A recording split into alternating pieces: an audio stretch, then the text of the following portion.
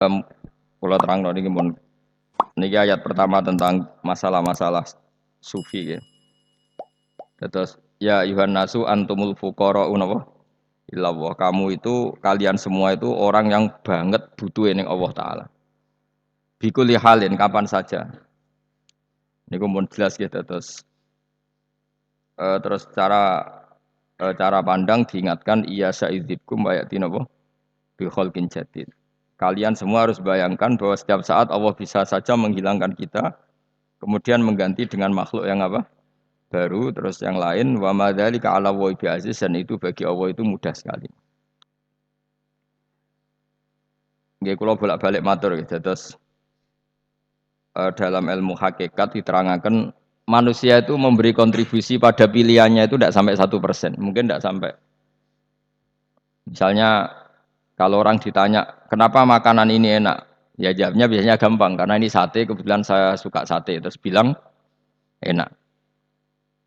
Begitu juga misalnya hubungan suami istri, senang kumpul bojo mergo ayu dan sebagainya.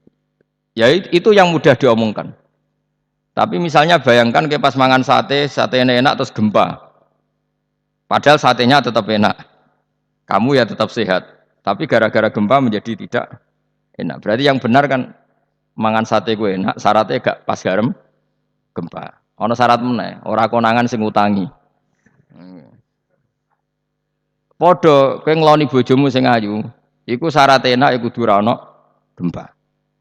Ora pas ngamuk. Pas ngamuk lah ya tetep ayu, tapi kan kowe ora seneng. Artinya gini loh. Ketika manusia mengatakan mampu, sebenarnya ada sekian hal yang manusia itu tidak ikut melakukannya, tidak ikut menciptakannya. Misalnya kue nyupir, supiranem enak, punya pengalaman. Tidak kecelakaan karena apa? Nyupir kue enak, mobilku normal. Mobilmu normal lah, tewabrak mobil ya mabuk ya apa? Nah di sini ini manusia dituntut, diingatkan terus. Kamu itu butuh Allah, rahmat Allah itu yang melindungi kamu, bukan keahlian kamu, bukan kecakapan kamu. Karena tanpa itu semua tidak bisa, semuanya Allah. Ya tapi manusia tadi gara-gara misalnya tadi mobilnya normal, dia punya keahlian nyupir, terus mengklaim kalau keselamatan dia itu karena hati-hatinya dia, karena mobilnya normal. Padahal ada sekian catatan yang menjadikan dia selamat dan semuanya itu kudrohnya Allah Subhanahu wa taala. Misalnya gak ditabrak wong mabuk, gak ono gempa, gak ono bumi merekah. Misalnya kita pinter nyupir lah terus bumi memangap terus kita kecemplung apa-apa. Pemene daerah-daerah kayak ya rasa tak sebut nomor itu. Kira tahu muka safah yo bener mari tak sebut mari ngeri. Intinya Indonesia yo aman, tapi kita tenang aja satunya yo aman kabeh ora sing aman. Ora usah kuwatir likuifaksi, ora usah kuwatir meteor jatuh, kabeh yo potensi napa? Potensi semua. Sehingga ini sedikit saya ijazahkan. Suatu saat kata Rasulullah, saya yang Mu'ad melihat kamu hanya sejengkal di depan para ulama ketika nanti di akhirat. Terus Mu'ad tanya, Rasulullah tanya, kenapa kamu hanya satu jengkal dengan derajatnya para ulama ketika sowan Allah? Terjawabnya Mu'ad, kamu punya amal apa? Terjawabnya Mu'ad, ya Rasulullah, saya tidak pernah melangkahkan satu kaki, kecuali saya tidak pernah yakin apa bisa melangkahkan kaki yang satunya. Dan saya tidak pernah mengunyah satu makanan, kecuali saya juga tidak pernah yakin apa bisa menelannya. Dan saya tidak pernah bernafas satu nafas kecuali saya tidak yakin apa bisa nafas berikutnya. Saking dia tergantung ta'aluk semuanya sama kudrohnya Allah Subhanahu wa taala. Kalau kita ini kan sok. Kalau makanan sudah di depannya kayak pasti bisa makan. Kalau dia sudah sehat jalan seakan-akan pasti bisa meneruskan. Padahal 0, sekian detik kowe melaku dihantam mobil ya selesai. Misalnya stroke ya selesai tidak bisa jalan. Sehingga para wali-walinya Allah itu orang yang fi lahdhatin min lahadzati, setiap kedipan dia, setiap perilaku dia itu hanya ta'aluk ambek Allah Subhanahu wa taala. Itu yang disebut ya ayuhan nasu antumul fuqara napa ilallah. Nah, kemudian resiko makom ini, ya semua makom tak ada resikonya. Resiko makom ini itu biasanya dia lupa doa. Kenapa lupa doa? Karena doa itu terdefinisikan.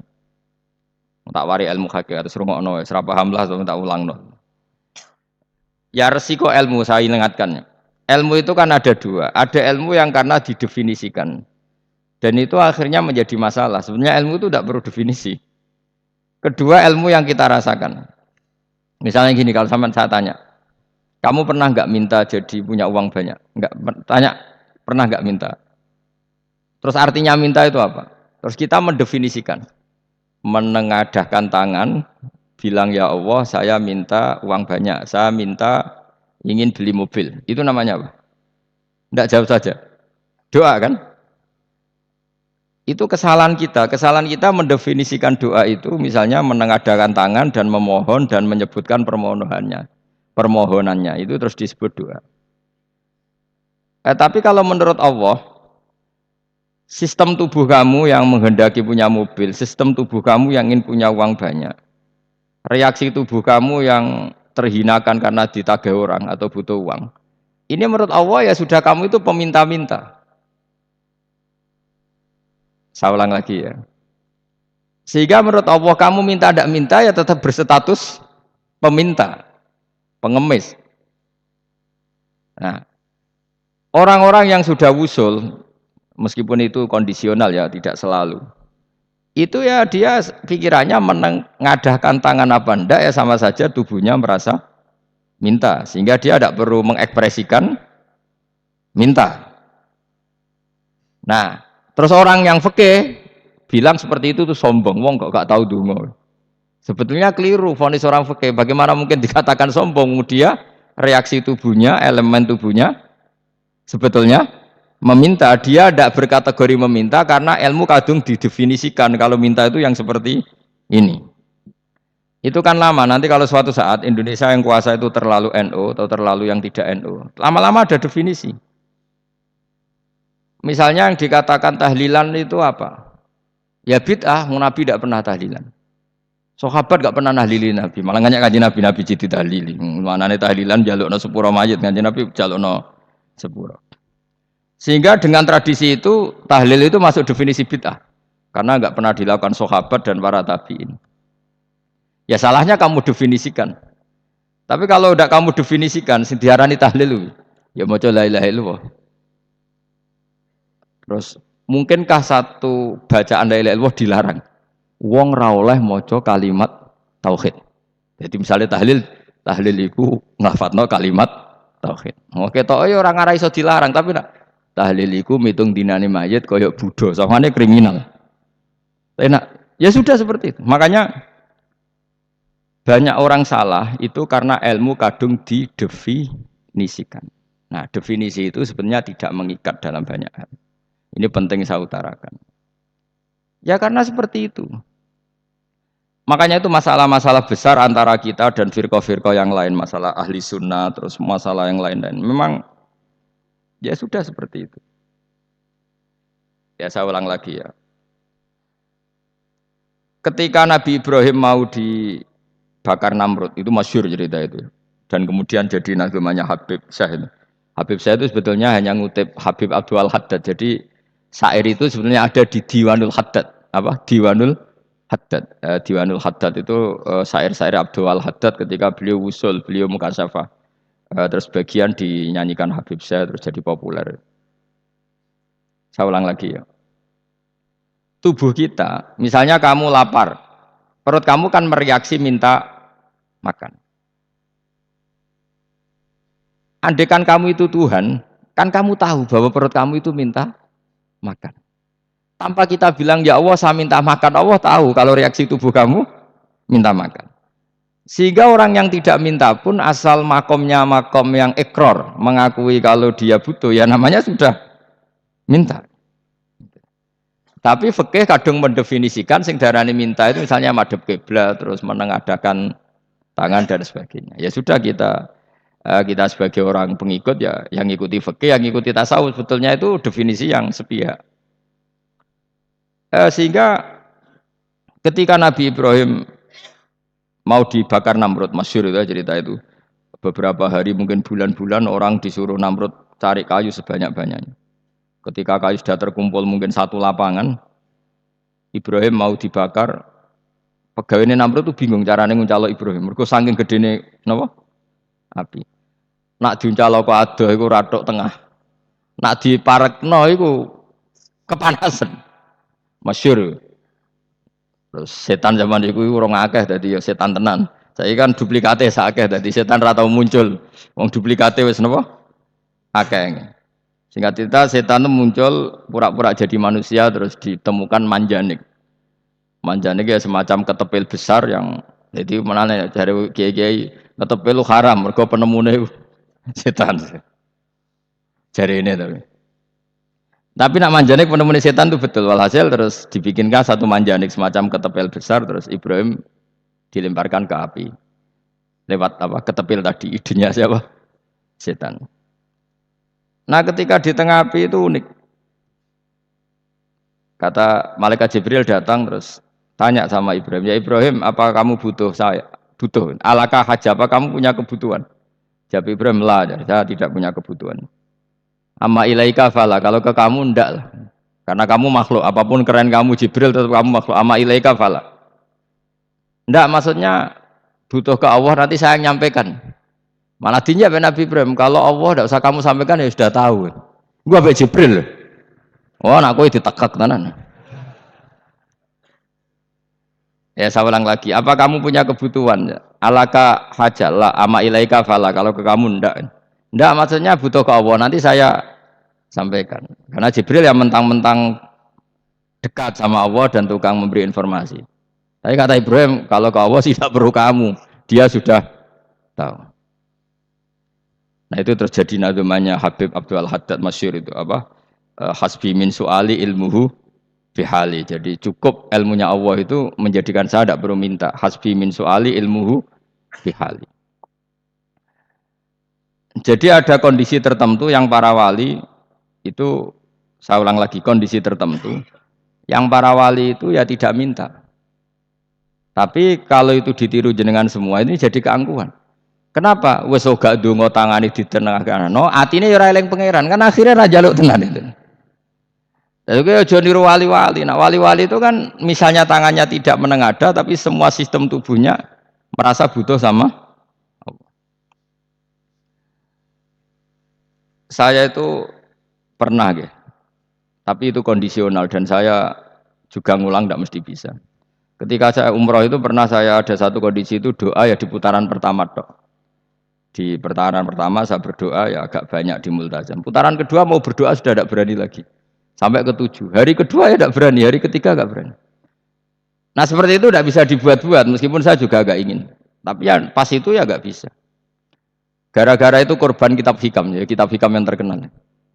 Kitab hikam itu pernah cerita gini. Rubbama dallahum al-adab ala tarkit tolab. Terus di antara makalahnya itu wa inna ma yunabbahu man yajuzu alaihil ikhfal. Tapi kamu jangan niru loh, dosa kalau niru. Tapi jangan ingkar ilmu ini, tambah dosa. Jadi niru ya dosa, ingkar ya dosa. Jadi ada seorang wali kata hikam, kadang-kadang seorang wali itu mau doa diulang itu sungkan. Kenapa? Yang perlu diingatkan tuh yang potensi lupa. Allah kan masih ingat doa kemarin. Loh itu gara-gara saya sebelum umroh itu mensinau kitab hikam itu, agar itu ya Allah, sing tak dungani wingi ejek eling kok tak eling no meneh. Jadi wa inna ma yunabbahu man yajuzu al-ifal, yang bisa diingatkan hanya orang yang potensi lupa. Sementara Allah tidak akan lupa. Tapi kan akhirnya dungane eling, ya Allah kayak kemarin. Hari ketiga ya Allah kayak. Makanya menurut saya ilmunya orang hakikat itu juga ada sisi kriminalnya karena ya tadi. Tapi kamu ingkar ya keliru. Memang Allah gak mungkin lupa, ngapain kamu ingatkan? Makanya menurut saya Allah itu mandat terbaik, benar-benar Rahman Rahim. Mestinya nak Allah terbaik, kowe donga bedino malah ngamuk. Lah aku lali tapi mbok elang dong. Tapi Allah itu ya maklumi ya, dengan kekeliruan. Kita ini kan selalu keliru, donga terus ya keliru sebetulnya. Karena seakan-akan kan mengingatkan seseorang yang mungkin lupa. Wong Allah tidak pernah lupa kok, kamu ingetin terus. Atau kamu menggurui Allah, yaitu ya Allah nang sebadani kalau di duake, padahal nggak mesti maslahat bagi kamu. Duake orang mesti maslahat bagi kamu. Maka ada sekian contoh yang wali itu dibully pangeran. Saya sering cerita, banyak cerita wali itu dibully pangeran, digarap ya pangeran. Ini gara-gara salah dewi. Saya pernah cerita dan itu ada di hikam betul di kitab hikam itu ada. Ada wali itu tukang hamal. Hamal itu manol di pasar, itu tukang angkut. Jadi kalau ada orang bawa barang berat diangkut dia, terus misalnya kalau dulu mungkin ya ke kereta atau ke singkat cerita terus diupahi. Setelah dapat upah dia pasti pulang karena dia hanya butuh makan satu piring karena dia tirakat makan satu piring untuk ibadah 24 jam. Singkat cerita dia ngeluh, ya Allah, kamu tahu, engkau tahu saya ini pecinta engkau. Saya ini hanya butuh makan satu piring untuk kuat sholat. Tapi kenapa harus jadi juru manol? Berilah saya rezeki yang tanpa kerja. Selang sekian hari dia dituduh maling, terus dipenjara, terus dapat rezeki tanpa kerja. Dia terjawab kenapa jadinya gini? Kan kamu minta rezeki tanpa kerja. Ya itu penjara itu rezeki tanpa kerja kan. Jadi Allah memperlakukan para walinya itu memang unik. Ya kadang dibully.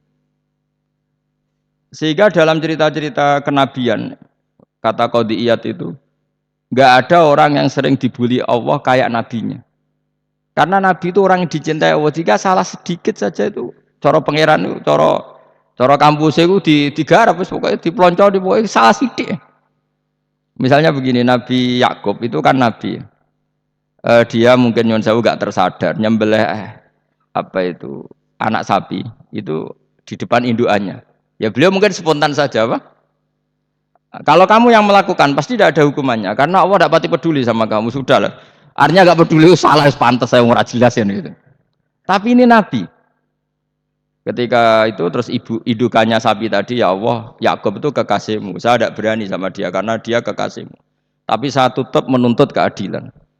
Dia harus merasakan susahnya dipisah dengan anak. Meskipun dia tidak nuntut rasanya roh anak sebelah itu tidak ada dasar ekstrim itu. Sapinya itu hanya nuntut, ya Allah, dia harus merasakan sakitnya terpisah dengan anak. Akhirnya Allah menciptakan Yakub mengalami terpisah dengan Nabi siapa? Yusuf. Itu kalau kata Qadiyat, itu kalau yang melakukan tidak Nabi pasti gak dibully Allah, dibiarin. Karena tapi ini yang melakukan Nabi. Terus ini Nabi Yusuf lagi. Mana rasa daftar wali berat? Nabi Yusuf itu di penjara itu karena terdolimi apa karena memang dia salah? Terdolimi. Dan Nabi Yusuf itu Nabi. Nabi Yusuf itu Nabi. Nabi betul memang benar-benar Nabi. Meskipun ganteng dia Nabi. Disyaratkan Nabi ganteng kira-kira mlebu. Nabi itu harus ganteng, enggak boleh. Nabi elek ora oleh. Karena Allah izin di kekasih kok keriting elek. Allah itu jadi selera tadi ya. Kabeh Nabi mesti yang paling ganteng di kaumnya, yang paling nasab. Enggak boleh Nabi kok pesek, keriting, ndek itu enggak boleh. Tapi kalau sudah jadi orang soleh oleh, tapi kalau Nabi enggak boleh, enggak boleh. Nabi Yusuf ganteng, masyhur kan cerita Nabi Yusuf dengan siapa? Zulaikha. Dan belum ada orang dalam keadaan darurat masih cerdas kayak perempuan. Jadi singkat cerita, ketika Yusuf diajak Zulaikha selingkuh enggak mau kan keluar dari kamar. Delalah kebetulan wa alfaya sayyidah radal bab. Itu si Zulaikha tadi spontan langsung bilang, "Wahai suamiku, apa hukuman orang yang ingin menodai keluargamu?" Itu wong wedok. Padahal dia agak terencana, dia pun enggak bayangkan kepergok suaminya. Itu dalam keadaan kepergok itu masih cerdas. Suamiku, apa hukuman orang yang mau menyelingkuhi keluarga Anda?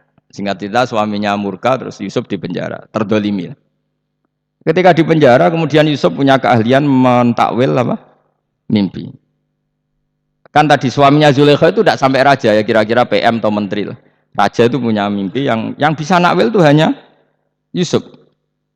Singkat cerita, terus utusan raja datang ke Yusuf dan takwilan Yusuf terbukti benar. Tapi Yusuf ini seorang nabi. Saya ulang lagi, Yusuf seorang nabi. Dia tapi ya manusia. Bilang gini ke utusannya, coba bilangkan ke raja kamu, di penjara ini ada orang yang dipenjara secara terzalimi, yaitu saya. Tolong laporkan ke majikan. Itu Allah tersinggungnya itu bukan main. Nabi kok lapor makhluk. Itu tersinggung. Nah, kowe kan gak piye-piye. Kowe ngajono proposal ya ora piye-piye. Wis pokoke Allah mek kowe ora piye-piye wis.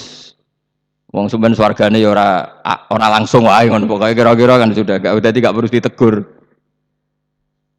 Makanya fa'an sahus syaitanu dzikra rabbi fala bitafis sijni bid'asin. Maka Allah mentakdirkan utusan raja tadi itu lupa melaporkan peristiwa Yusuf ke raja tadi. Sehingga raja gak pernah dengar kalau ada orang di penjara karena Zalim. Karena Allah tersinggung, wong kowe ku nabi kok lapure ambek penguasa. Ngono tok iku wis Allah tersinggung. Karena dia nabi, gak boleh nabi lapor makhluk. Jadi Allah itu dengan nabi itu sangat-sangat sensitif. Apa? Sangat-sangat sensitif. Ya begitu. Terus cerita yang terkenal, meskipun ini nggak ada di Quran, Nabi Musa. Nabi Musa itu pernah sakit gigi karena dia mentang-mentang kalimu wah, orang yang sering komunikasi dengan Allah minta ya Allah, tolong tunjukkan obat gigi saya itu apa. Singkat ini sama Allah dikasih tahu, kamu ngunyah suket ini gitu, rumput ini kamu kunyah nanti pasti sembuh. Karena resepnya dari Allah ya pasti mujarab, kan nggak kok dokter. Singkat cerita dikunyah terus sembuh. Suatu saat dia sakit gigi lagi, nggak konsultasi lagi karena masih punya resep kopian apa resep. Dia datang nyari suket yang sama dikunyah tambah sakit. Terus tanya sama Allah, ya Allah ini kan resepnya yang sama, kenapa tambah sakit? Kata Allah, kamu itu kekasihku.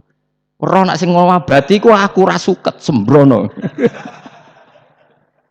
Semenjak itu Nabi Musa pernah tahu resep lagi sudah. Andaikan itu kamu, pasti Allah juga enggak tersinggung. Makanya kata Qadiyat, kenapa para nabi sering ditegur itu bukan karena Allah murka, nabi itu beda. Jadi kesalahan kecil atau apa-apa yang menurut kita ada salah itu untuk nabi salah. Makanya di ahli sunnah ada kaidah apa? Mimba bihasanatil abror sayyiatul muqarrabin. Pernah dengar kaidah apa? Mimba bihasanatil abror sayyiatul muqarrabin. Sesuatu kalau dilakukan umumnya orang itu hasanah atau kebaikan, tapi kalau dilakukan para nabi itu salah. Karena apa ya? Saking dekatnya dengan Allah. Saya ulang lagi apa? Mimba bihasanatil abror sayyiatul muqarrabin. Jadi nabi itu beda. Nah, para nabi itu orang-orang yang mengalami fikir yang doa resmi kayak siapa tadi? Definisi fikir ya sering. Kayak definisi orang tasawuf yang sering. Sehingga ketika Nabi berdoa ya memang secara disiplin ilmu yang namanya berdoa ya minta Allah dengan mengadakan tangan. Ketika enggak berdoa karena Nabi sadar Allah tidak perlu diingatkan lagi, pasti masih ingat gitu. Jadi dua-duanya benar terus. Makanya Nabi itu lam yazal fitaroki, Nabi itu selalu naik derajatnya. Karena pas minta ya benar, pas tidak minta ya. Kalau kamu turun terus. Pas minta itu karena tomak kamu, hadzun nafsi kamu, serakah kamu, tapi nggak tahu diri pantas taura dengan permintaan. Kayak gue misalnya jongo jadi wali, iso Allah tersinggung, bocah atau tirakat atau jaluk jadi wali. Tapi gak dongo ya Allah tersinggung, kere atau dongo. Jadi orang kalau tidak wali itu sudah keliru terus. Ya muga-muga di sepuro, tapi tak kira itu akeh salah. Ya jajal ke dongo wali kok Sabtu Qadir Jilani. Kira-kira Allah tersinggung apa nyembadani? Kira-kira tersinggung. Tapi misalnya kira tahu dongo kepengen kau Imam Syafi'i, Allah tersinggung. Bocah ora di idola. Lah terus piye Gus? Ora piye-piye kadung salah biasa wae wis.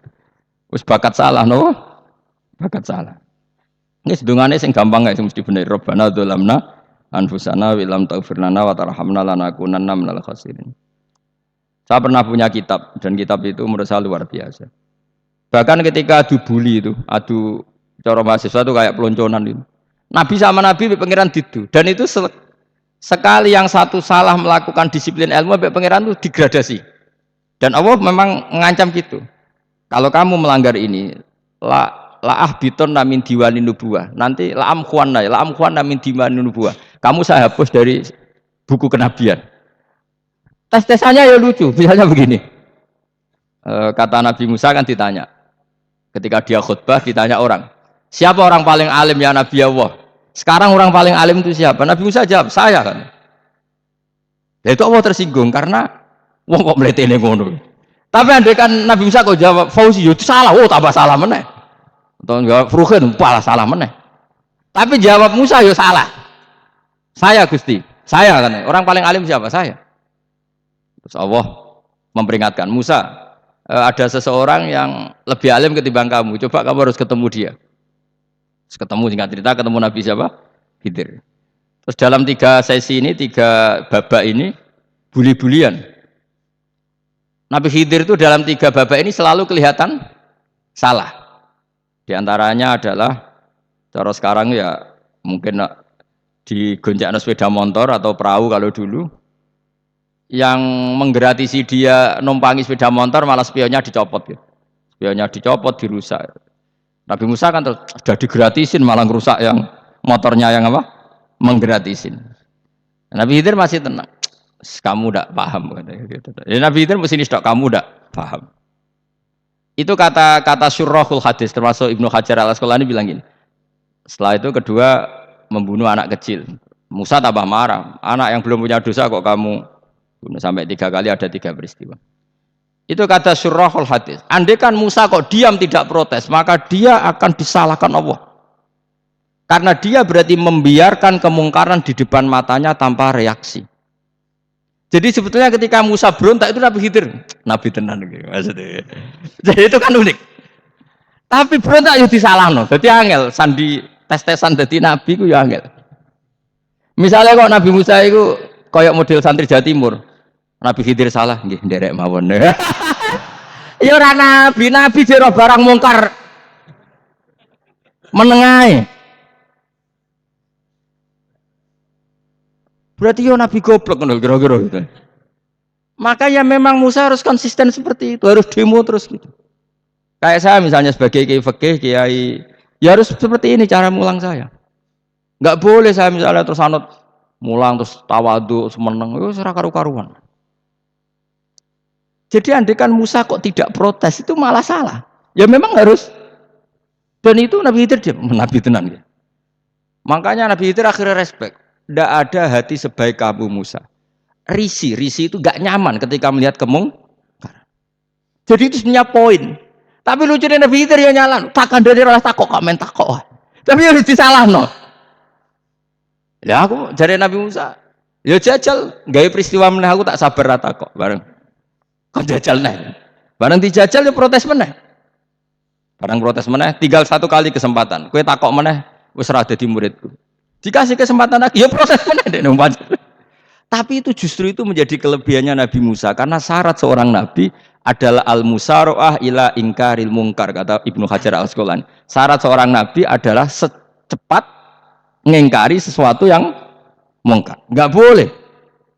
Ya iya toh kan misalnya kita jadi murid terus gurumu itu gandeng artis atau gandeng penyanyi dangdut. Nggih nderek mawon. Jadi guru murid oh iya Pak. Tapi kau yang loroi guru tersinggung, ora roh hikmah ibu. Kan bingung no, be guru ini pak bingung no. Soalnya kayak guru jadab, dorong Jawa Timur mau, gurumu gandeng penyanyi dangdut. Reaksimu be, saya takut. Ayo loh, nak elek kan gak iri. Biasanya nak elek itu ora iri, sekarangmu pak. Sing ayu, sing potensi iri. Kira-kira reaksi kamu itu milih derek mawon, nopo berontak? Golek oh, nak gurumu wong alim, mesti nak pas dia meneng. Muridku goblok tenan, gak sensitif. Roh barang mungkar dilakukan di depannya kok tidak reaksi, tidak protes, gak geblek tenan muridku. Tapi lucunya guru mau nak protes ya, gak dia akhlak. Guru lagi senengnya kok ora oleh. Nah Nabi itu kan buli-bulian. Jadi Nabi Khidir dengan Nabi Musa itu tebak-tebak. Karena 2 orang ini sama-sama kekasih Allah. Itu Nabi Musa justru barokahnya itu dia tidak pernah klasmennya di bawah Nabi Khidir. Semua ulama sepakat klasmennya Musa tetap di atas Nabi Khidir. Sehingga yang berlaku ya tetap ilmunya Nabi Musa bahwa membunuh anak kecil tidak boleh, merusak perahu milik orang lain tidak boleh. Karena Allah tetap lebih respect dengan ilmunya Nabi Musa. Nabi Khidir tetap ilmunya nggak dipakai meskipun dia disebut hakikat. Karena ilmunya Nabi Khidir itu ngani ngoyo. Ngani ngoyo wong ape mutusno ngenteni nginceng Loh Mahfud. Lah sing iso iku sapa? Barang ra mungkin kok.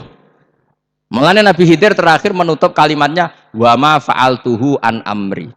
Dzalika ta'wilu ma lam tasti alaihi sabr. Aku dhewe nglakoni ini ya ora roh, wis ditakdir nglakoni ngene wae. Dadi Nabi Khidir ya ora paham. Jadi wa ma fa'altu an amri itu terakhir kira-kira artinya saya sendiri tidak melakukan ini karena inspirasi saya sendiri atau keputusan saya sendiri. Tahu-tahu saya ditakdir melakukan. Karena pas itu Nabi Khidir disetting semuanya dengan ilmu hakikat. Yaitu bayi tadi memang kutiba kafiron. Kutiba apa? Kafiron. Memang dia nanti kalau umur nganti tua ditakdir mati kafir. Daripada mati kafir nanti Ya sudah mati sekarang. Tapi nggak mungkin kan ada syariat daripada soben beling pateni gek cilik. Wah ya ora ono syariat, tetap ikut Nabi Musa.